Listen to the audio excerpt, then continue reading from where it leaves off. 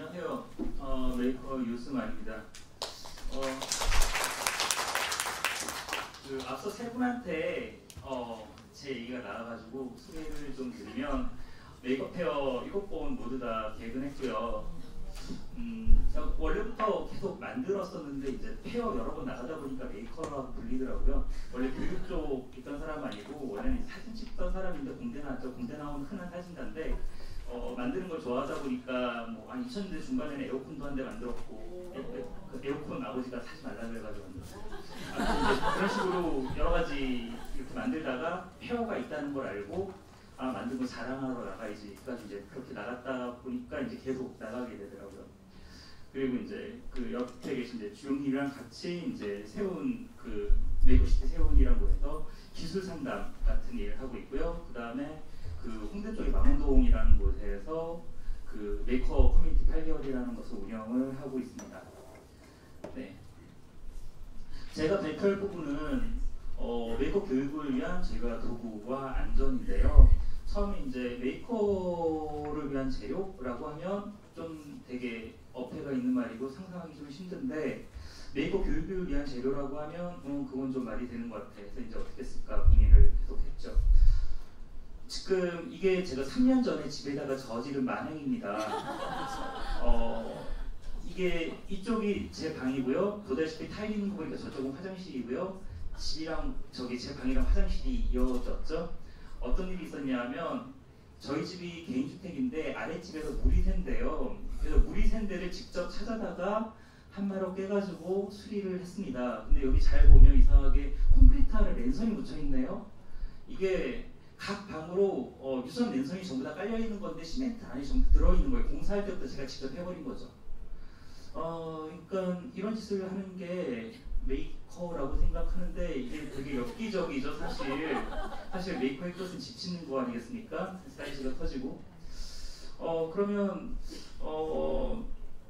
이런 짓을 한다라는 건 물론 이제 엄청나게 자발성이 필요하고요. 직접 이렇게 하면 랜선이 이제 깔끔하게 매입이 돼버리니까 깔끔하죠. 그걸 원했기 때문에 제가 직접 공사를 한 거예요. 이거를 갖다가 시공업체에다 맡기면 일이 이상하게 됩니다. 보통 가정집에서 이런 일을 하는 경우는 없으니까 빌딩 같은 경우에는 바닥을 들 수가 있고 랜선을 깔면 되는데 이런 걸 주문하는 사람은 조금 많이 이상한 사람이 되겠죠. 제가 생각하는 메이커 교육을 생각할 때 그 메이커라는 것은 삶을 대하는 자세라고 생각을 해요. 보통 이제 랜선을 집안에 이렇게 깔끔하게 깔고 싶은데 성격의 문제죠.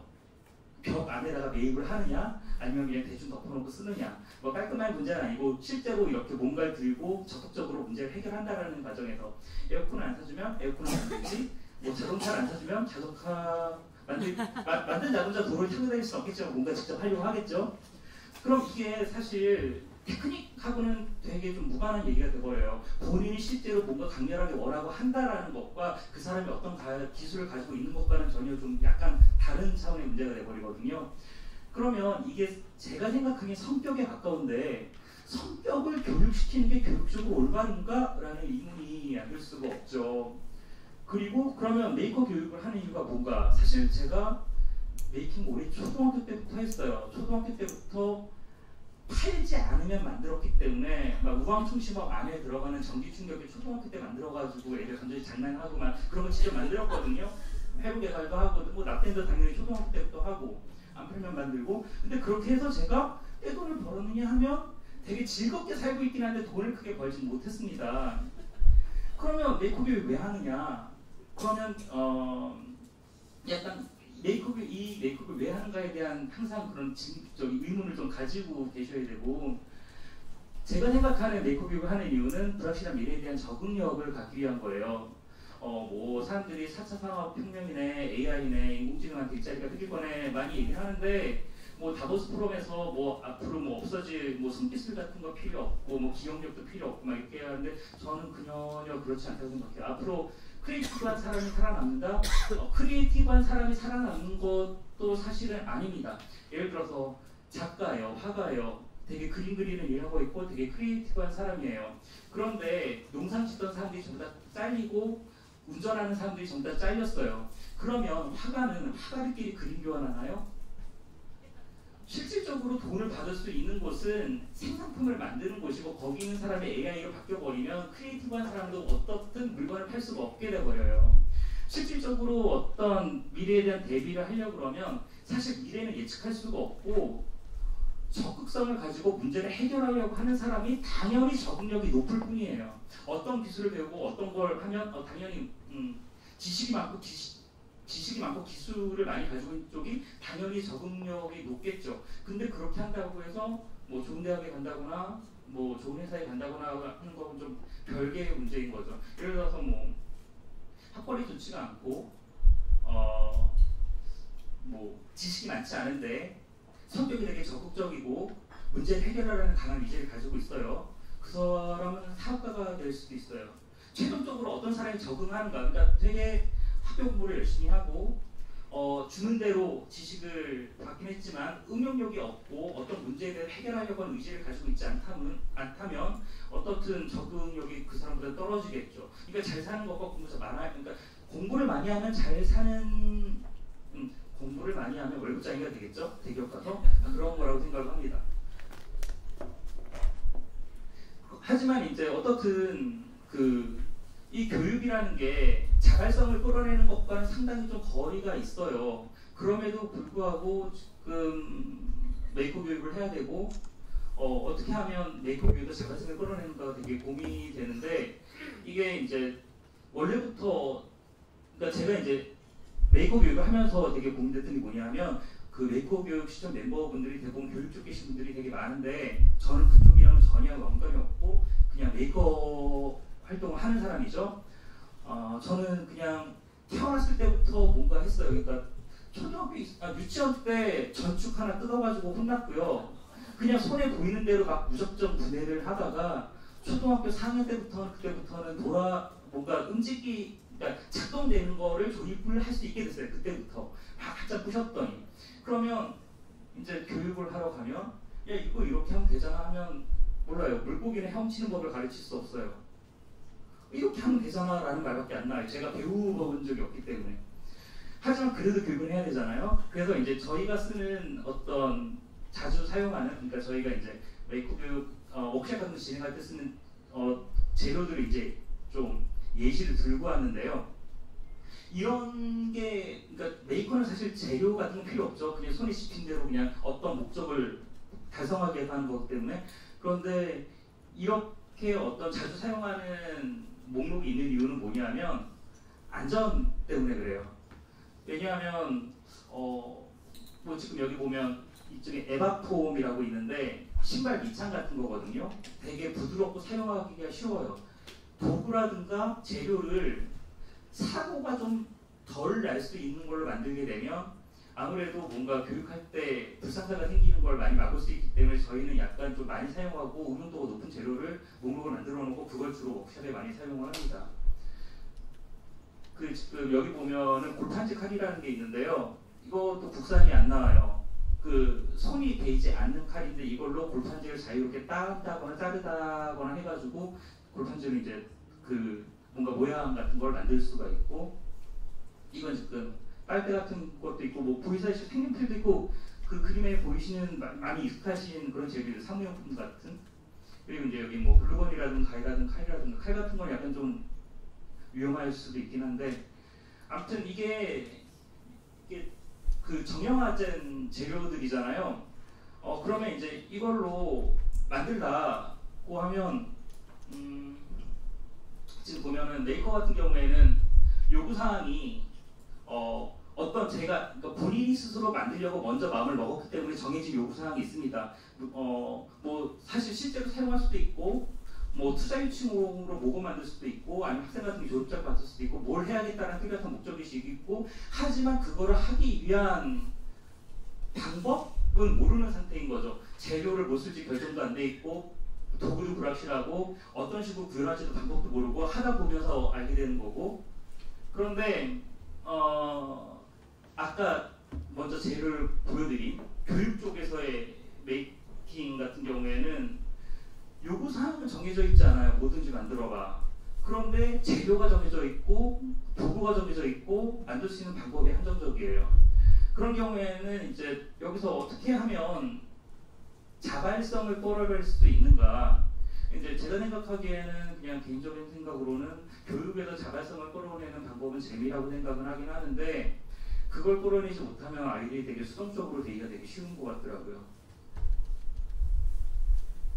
그래서 이제 이런 재료들을 가지고 워크숍을 진행하면서 어떤 재미도 끌어내고 해야 되는데 일단 교육에 있어서는 다치면 되게 안 되는 거지 않습니까? 그래서 이제 이런 이제 작업자들 수칙 같은 게 있으니까 메이커스페이스에서 사용하는 수칙 같은 건데요. 여기 보시면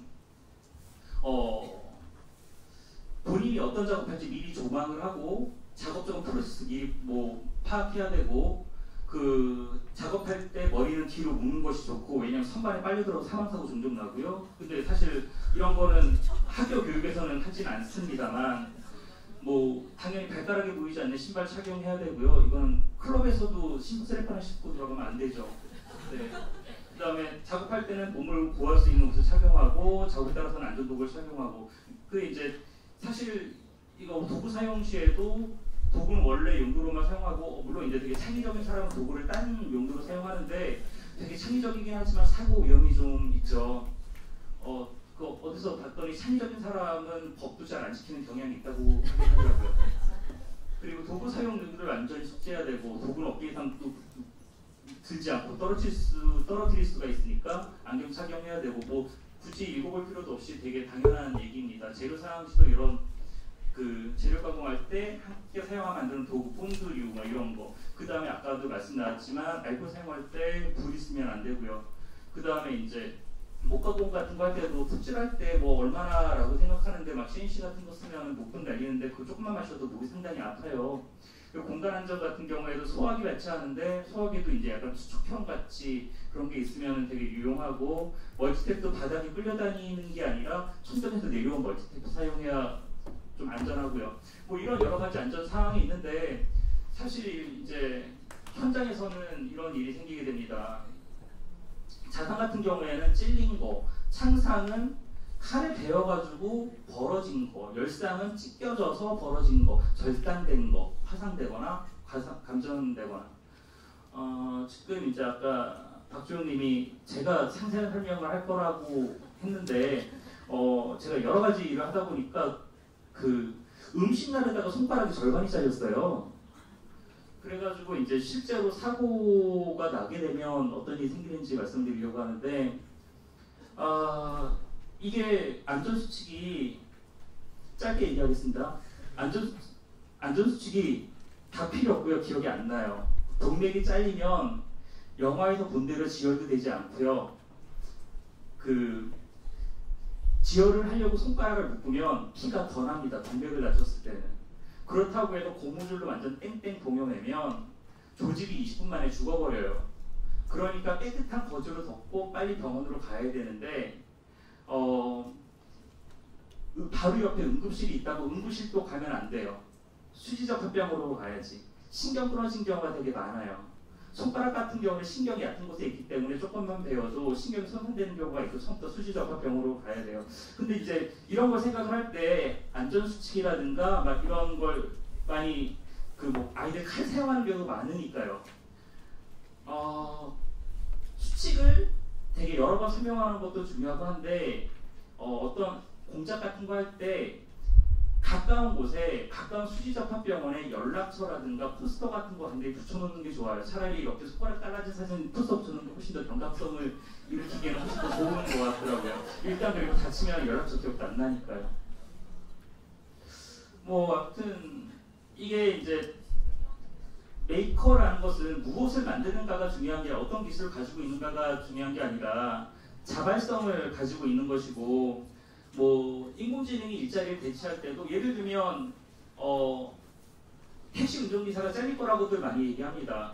하지만 어떤 적극성을 가진 사람이라면 노조를 설립해가지고 뭐 예를 들어 우버가 들어오는 걸 막는다던가 그런 식의 어떤 활동을 할 거예요. 단순히 메이커가 기술을 가지고 있고 어떤 그런 사람이 아니라 적극성이라는 것은 정치력까지도 포함하는 것이고 어쩌면 인공지능이 노동력을 전부 다 대체했을 때 끝까지 살아남을 수 있는 직업은 정치인일 수도 있다고 생각을 해요. 그러니까 어떤 메이커가 특정 기술이라든가 어떤 도구에 매이지 않는다라는 거죠.